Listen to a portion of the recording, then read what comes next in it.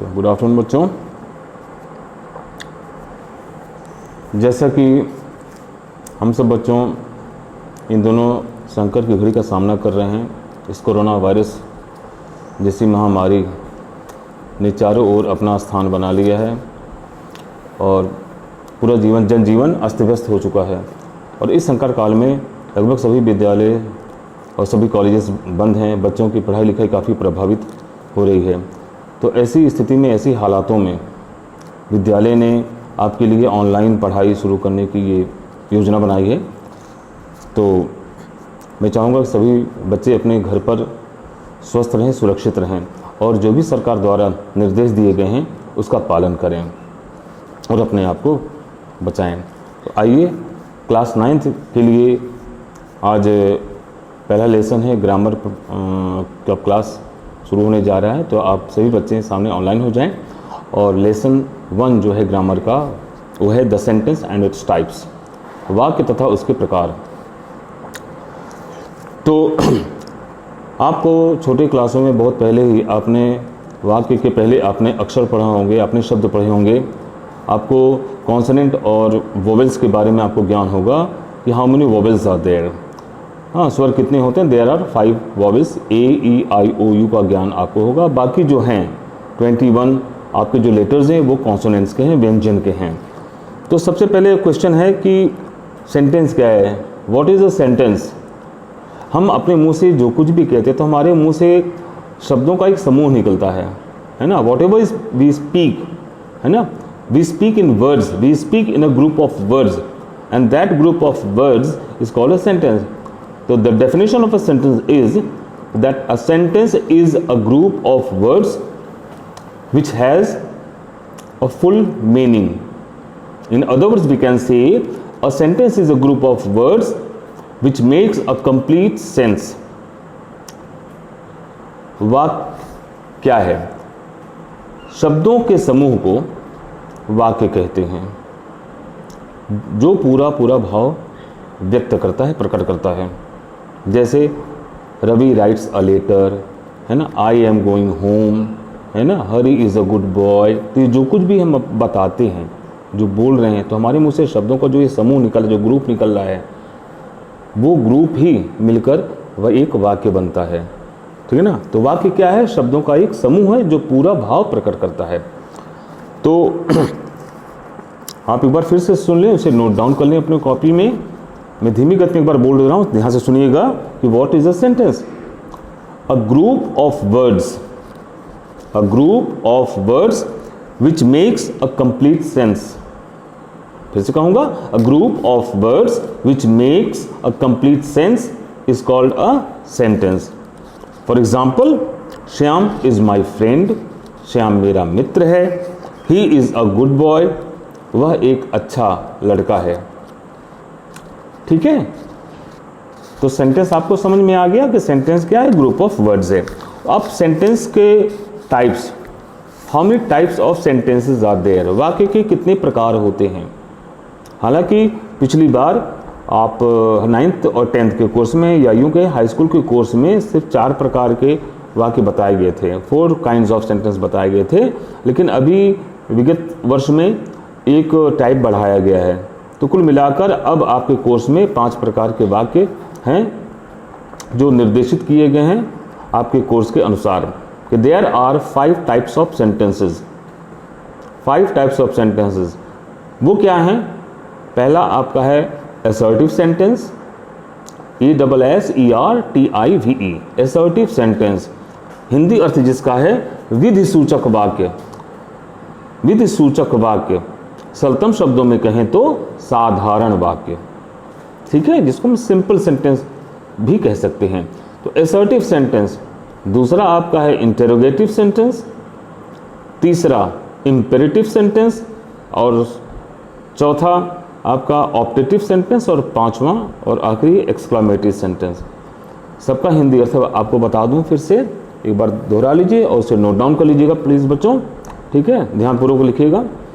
Assertive sentence means साधारण वाक्य या व्याकरणिक भाषा में कहें तो विधि सूचक वाक्य। ठीक है। इंटेरोगेटिव सेंटेंस, प्रश्न सूचक वाक्य। Interrogative sentence, INTERROGATIVE, interrogative sentence, प्रश्न सूचक वाक्य।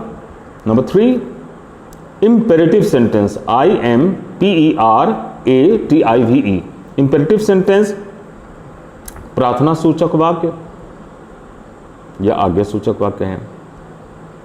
ऑप्टेटिव सेंटेंस, इच्छा सूचक वाक्य, ऑप्टेटिव, OPTATIVE।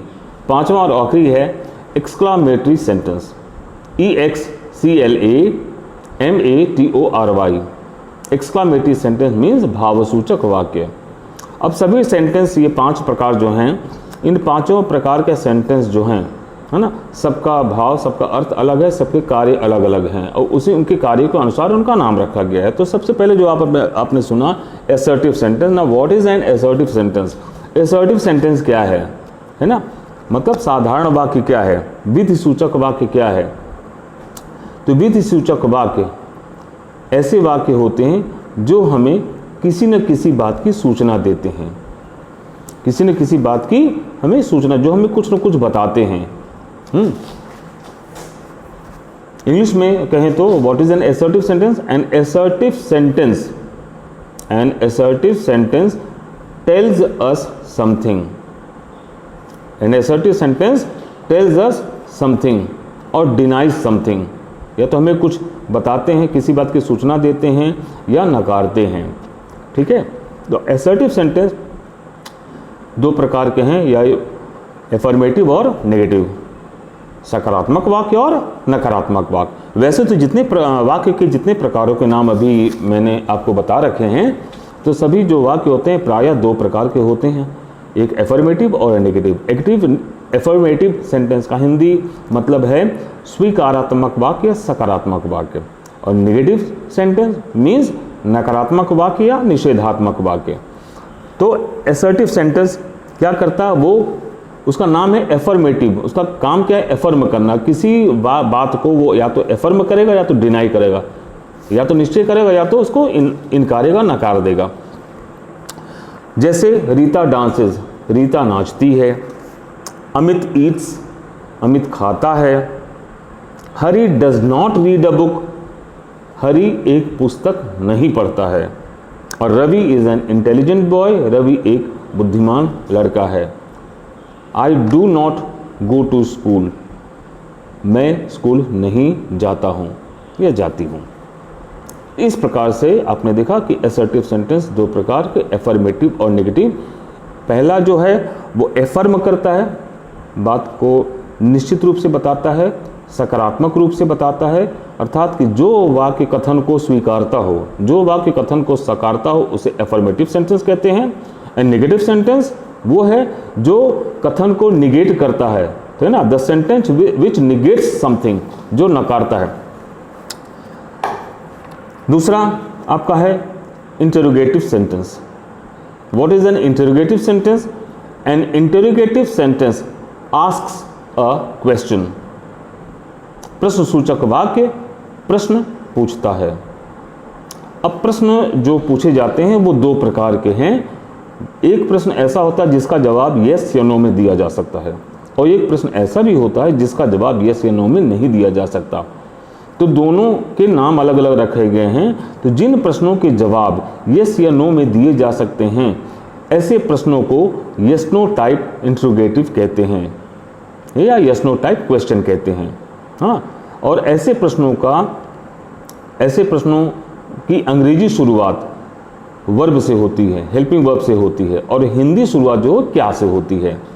वहीं दूसरी ओर कुछ प्रश्न ऐसे भी होते हैं कि जिनका जवाब यस या नो में, हाँ या नहीं में नहीं दे सकते हैं। ऐसे प्रश्नों को WH टाइप इंटरोगेटिव कहते हैं। और इनकी पहचान क्या है? हिंदी पहचान यह है कि हिंदी वाक्य में क से आरंभ होने वाले प्रश्नबोधक शब्द जैसे क्या, कौन, कब, किधर, कहाँ, कैसे, किस प्रकार आदि हिंदी वाक्य के मध्य में आते हैं, जबकि इन्हीं हिंदी प्रश्नबोधक शब्दों की अंग्रेजी वाक्य आरंभ होते हैं। कहने का तात्पर्य यह हुआ कि हिंदी वाक्य में प्रश्नबोधक शब्द वाक्य के मध्य में आते हैं, जबकि अंग्रेजी वाक्य में प्रश्नबोधक शब्द वाक्य के आरंभ में आते हैं, और वे प्रश्नबोधक शब्द अंग्रेजी में WH से स्वाभाविक तौर से आरंभ होते हैं। WH से what, when, who, where, how, how much, how many आदि। ठीक है। अब जैसे आप यस नो टाइप का एक एग्जांपल ले लेंगे, जैसे इज हरी इल, क्या हरी बीमार है। आप यहाँ पर देखेंगे इज वाक्य का जो बिगिनिंग हुआ, जो शुरुआत हुई इज से है, इज आपका वर्ब है ना, और हिंदी अर्थ में वो क्या से आरंभ हो रहा है, तो इज हरी इल, क्या हरी बीमार है ना। आर यू हंग्री, देखिए शुरुआत में आर है ना।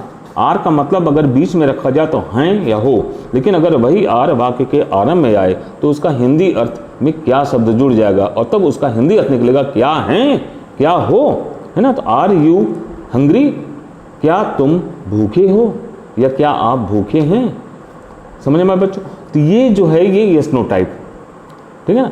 अब WH टाइप में देखेंगे तो वाक्य के बिगिनिंग में, वाक्य की शुरुआत में आपको WH वाला कोई न कोई क्वेश्चन वर्ड वहाँ आपको मिलेगा, और उसका जवाब आप यस या नो में नहीं दे सकते हैं। For example, what is your name, what WHAT, what is your name, तुम्हारा क्या नाम है। अब आप इसका जवाब यस या नो में नहीं दे सकते हैं। ठीक है। इसमें नाम पूछा जाए, आपको नाम बताना पड़ेगा, right. You can't give the answer in yes or no. Now say for second example you can take कि where are you going, where WHERE, where कहाँ, where are you going, आप कहाँ जा रहे हैं। अब आप इसका जवाब yes या no में नहीं दे सकते हैं। You have to give the perfect answer, है ना, according to the question, right। तीसरे आप जाइए, और ये था आपका WH टाइप। तो ध्यान रहे, फिर से आपको बताऊंगा, yes no टाइप की जो इंग्लिश शुरुआत होती है वो वर्ब से होती है। हाँ, इट में भी हेल्पिंग वर्ब, जैसे is, am, are, was, were, shall, will, should, would आदि।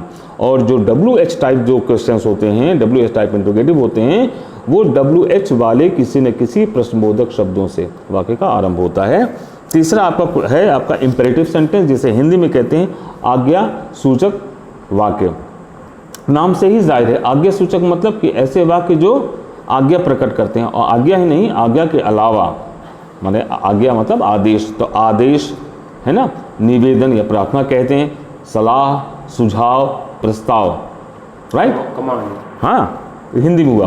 और इंग्लिश में क्या है कि आप क्या प्रकट करेंगे, दीज सेंटेंसेस शो, ये वाक्य दर्शाते हैं, क्या दर्शाते हैं, आदेश ना, कमांड और ऑर्डर, है ना, निवेदन या प्रार्थना, रिक्वेस्ट, राइट, सलाह, एडवाइस, सुझाव, सजेशन, या फिर प्रस्ताव, प्रपोजल। ठीक है ना। और ऐसे वाक्यों में एक सबसे खास बात क्या होती है कि प्रायः वाक्य में देखेंगे सबसे पहले आपको सब्जेक्ट नजर आ जाता है, एक कर्ता नजर आता है, लेकिन ऐसे वाक्य में कर्ता का कहीं नामो निशान नहीं रहता है, कर्ता आपको नजर नहीं आएगा, है ना। तो there will be no subjects, वहाँ सब्जेक्ट जो है विलुप्त रहता है, अंडरस्टूड रहता है, जिसको हम कहते हैं इंग्लिश में, है ना। वहाँ पे कर्ता यू, सब्जेक्ट यू का यहाँ पर विलोपन रहता है, यू आपको नजर नहीं आएगा, है ना। तो इंपेरेटिव सेंटेंस में यू नामक कर्ता, यू नामक सब्जेक्ट का प्रयोग नहीं रहता है। ठीक है। वो अक्सर वर्ब से ही आरंभ होता है, प्रायः वर्ब से, इसकी ऐसे वाक्यों की शुरुआत वर्ब से होती है। आप जरा एग्जाम्पल देखिएगा, जैसे गो देयर, है ना, वहाँ जाओ।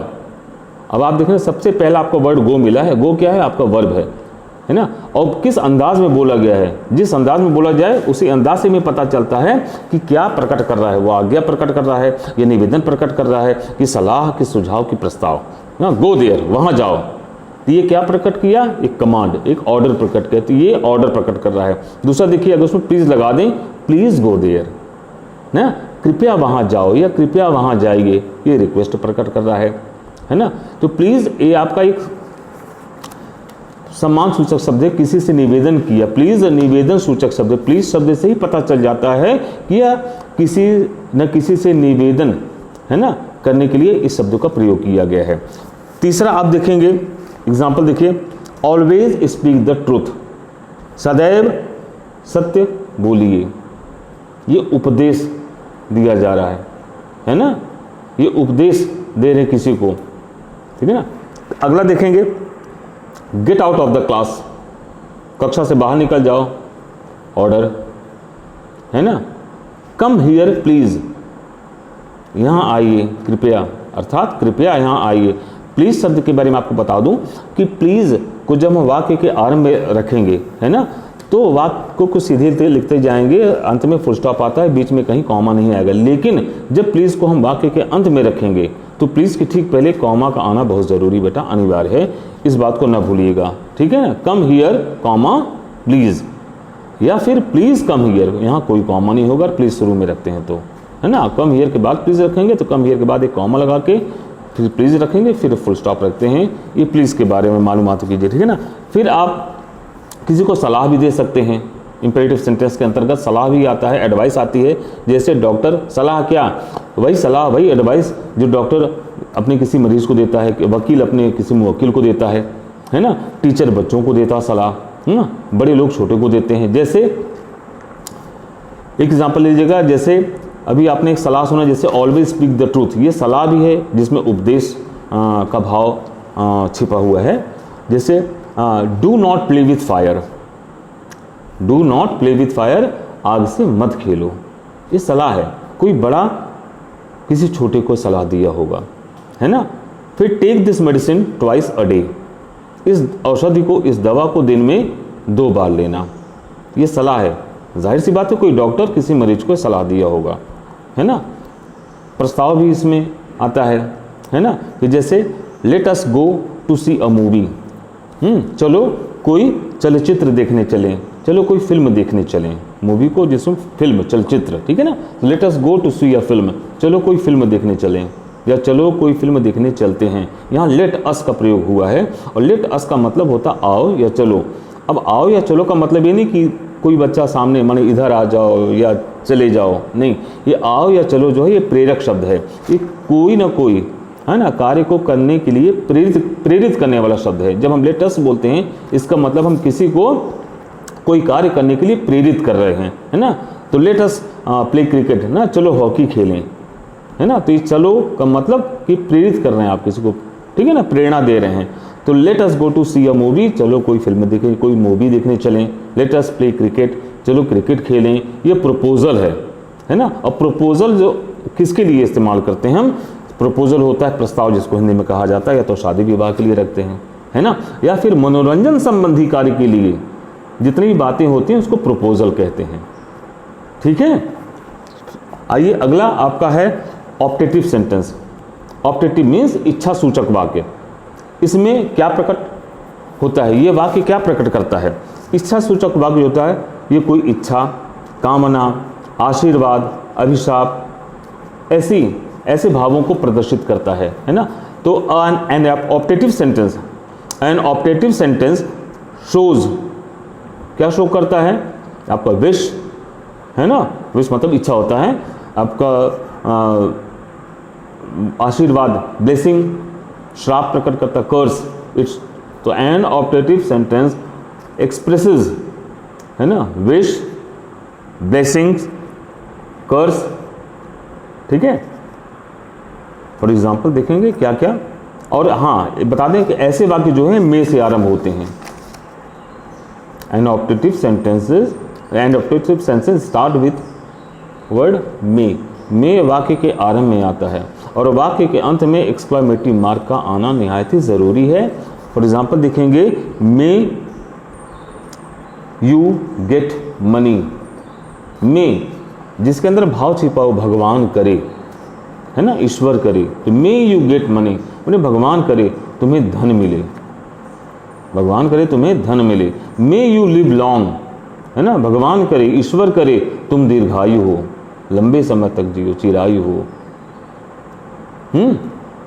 मे माई जर्नी, है ना, फ्रॉम या may your journey prosper from this world to that. ऐसा सोक्रेट्स के पाठ में जब आप पढ़ेंगे तो वहाँ आपको ये लाइन मिलेगा जो सुकरात ने मरने से पहले कहा था, है ना, कि मे गॉड, ध्यान देना, may God prosper my journey from this to that world, कि ईश्वर मेरी इस दुनिया से उस दुनिया की यात्रा, है ना, सफल करे, संपन्न करे।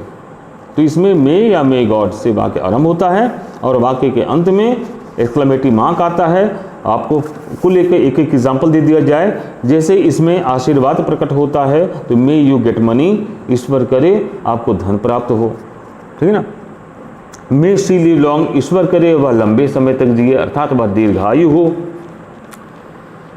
मे यू गो टू हेल, भगवान करे तुम नरक में जाओ।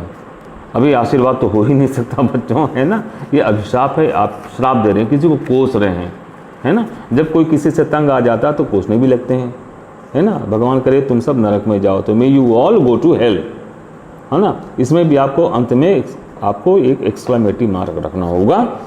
और may the Saturn die, may the Saturn, SATAN, Saturn, Saturn को हिंदी में कहते हैं शैतान, ठीक है। मे द सैटर्न डाई, भगवान करे वह शैतान मर जाए, ये भी कोसना है ना, उस शैतान के लिए, है ना। हम सब के लिए तो अच्छी बात है, लेकिन उस शैतान के लिए कोसने वाली बात है, ठीक है। और अंततः अंतिम एक्सक्लेमेटरी सेंटेंस, हिंदी नाम है इसका भावसूचक वाक्य।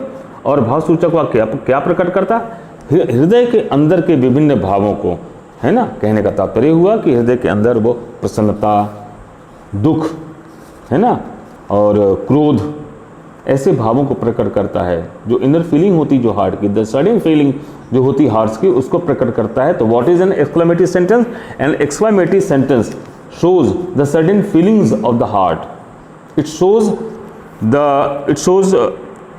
sorrow, that means pity, delight, joy, anger, etc.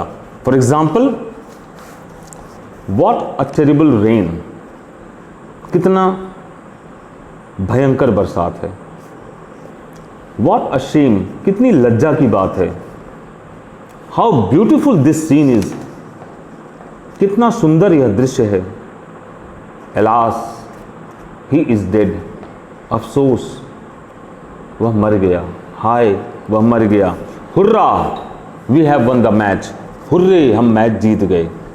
तो एक्सक्लेमेटरी सेंटेंसेस को दर्शाने वाले कुछ शब्द हैं, उन्हें आप याद रखें, जैसे alas, hurrah, bravo, well done, oh, ah, ouch, fie means छी छी।